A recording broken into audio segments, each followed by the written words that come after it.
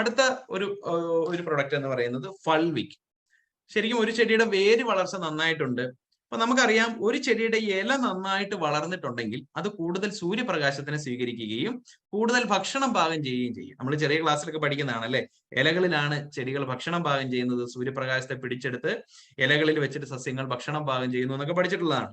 അപ്പൊ എത്രത്തോളം വിരിഞ്ഞ വലിയ ഇലകൾ ഉണ്ടാകുന്നോ അത്രത്തോളം സൂര്യപ്രകാശത്തിന് എടുക്കാനും അത്രത്തോളം പ്രൊഡക്ഷൻ കൂട്ടാനും ചെടികൾക്ക് സാധിക്കും. അപ്പൊ ഒരു ചെടികളുടെ ഉള്ളിൽ നടക്കുന്ന പ്രവർത്തനങ്ങളെ ഉദ്ദീപിപ്പിക്കാൻ അല്ലെങ്കിൽ ചെടികളുടെ കോശ വിഭജനത്തെ സഹായിക്കുന്ന ഒരു പ്രൊഡക്റ്റ് ആണ് ഫൾവിക് എന്ന് പറയുന്നത്.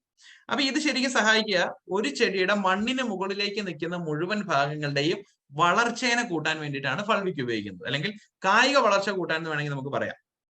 ഇത് നമ്മൾ ഇലയിൽ സ്പ്രേ ചെയ്ത് കൊടുക്കുമ്പോൾ ഇലയുടെ സെൽ ഡിവിഷൻ കൂടിയിട്ട് നല്ല തളിർത്ത നല്ല വലിപ്പമുള്ള ഇലകൾ ഉണ്ടാകുന്നു.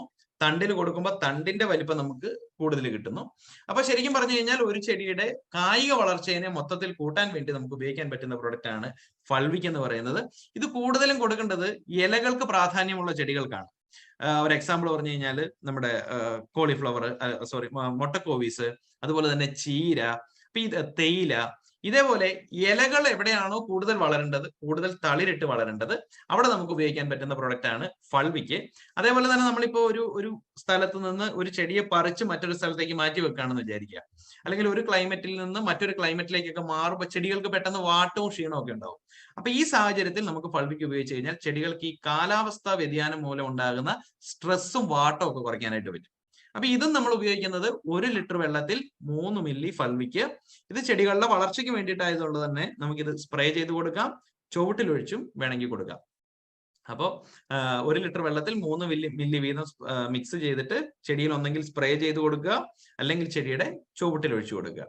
ഇനി ചില സാഹചര്യങ്ങളിൽ ഈ ഒരു കൃഷിഭൂമിയിൽ ചെല്ലുമ്പോൾ ഇതിന് ഇലകൾക്കും കരുത്ത് കുറവായിരിക്കും, വേര് വളർച്ചയും കുറവായിരിക്കും. ഇങ്ങനത്തെ സാഹചര്യങ്ങളിൽ നമുക്ക് ഒരു കർഷകനെ സംബന്ധിച്ച് ഒരു ഹ്യൂമിക്കും ഒരു ഫൾവിക്കും സെപ്പറേറ്റ് ആയിട്ട് കൊടുക്കാൻ അവർക്ക് സാമ്പത്തിക ബുദ്ധിമുട്ടുണ്ടെങ്കിൽ അതിന് ഹ്യൂമിക്കും ഫൾവിക്കും കൂടി ചേർന്ന് നമുക്കൊരു പ്രൊഡക്റ്റ് ഉണ്ട്. അതാണ് FH എന്ന് പറയുന്നത്, SPC FH എന്ന് പറഞ്ഞാൽ ഫൾവിക് ഹ്യൂമിക്.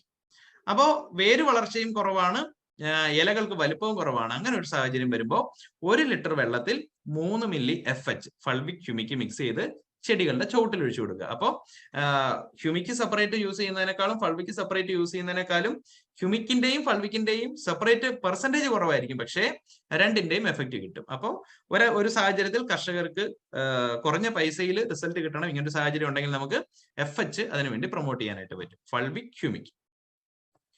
അപ്പൊ ഈ 2 പ്രൊഡക്റ്റുകളും മനസ്സിലായല്ലോ. ആദ്യമേ നമ്മൾ വേര് വളർച്ച കുറവാണ്, പ്രത്യേകിച്ച് 4 വേര് വളർച്ച കുറവാണെങ്കിൽ ഹ്യൂമിക് ഉപയോഗിക്കുന്നു. ഇലകളുടെ അല്ലെങ്കിൽ കായിക ഭാഗത്തിന്റെ വളർച്ച കുറവാണെങ്കിൽ ഫൾവിക് ഉപയോഗിക്കുന്നു.